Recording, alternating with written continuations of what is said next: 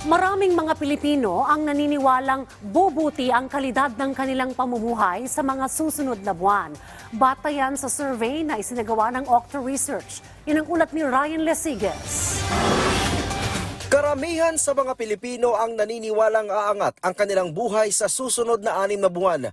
Ito ay bate na rin sa isinagawang survey ng Okta Research Group mula December 10 hanggang 14 nung nakalipas na taon.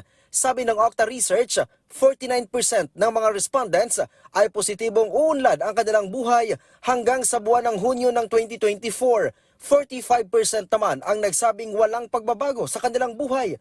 4% ang nagsabing lalo lang lalala ang kanilang buhay sa susunod na 6 na buwan. At ang natitirang 2% ay wala namang pakialam. First, nung December, holiday season, and pwedeng mas optimistic yung mga tao dahil holiday season. Or pwedeng parating yung New Year nung December. Hopeful sila for the New Year.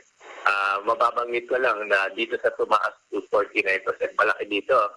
NCR tumaas from 19% to 54%. So naging very optimistic mga tao sa NCR. Although tumaas naman siya sa lahat ng regions. Pero para sa ilan sa ating mga kababayan, sipag at tiyaga pa rin ang pinakamabisang paraan para kahit papano mabago ang takbo ng pamumuhay. Napagkakasya naman po. Kaya naman kasi kung maganda naman yung panahon, okay naman yung kinikita. Kasi kumikita naman kami ng above sa minimum. Magtrabaho ka para may pagkakitaan at ipambili mo ng pangangailangan. Kasi kung pag inupo ka lang, wala kang diskarte, wala. Gutom ka sa panahon ngayon. Laban lang. Kailangan kasi pamilyado tayo, di ba?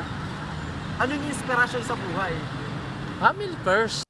Lumahok sa survey ang 1,200 respondents. Samantala sa kaparehong survey, lumalabas din na 38% ng mga Pinoy ang naniniwalang gaganda ang ekonomiya ng bansa sa susunod na 6 na taon. Ryan Lesiges para sa Bayan.